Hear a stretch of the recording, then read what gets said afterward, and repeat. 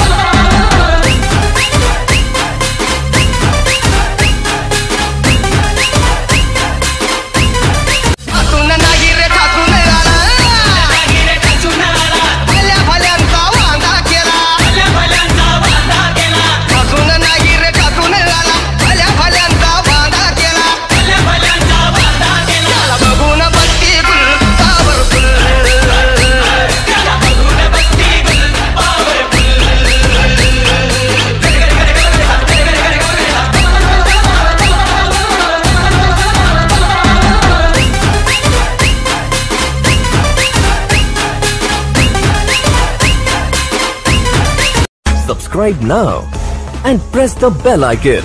Never miss an update.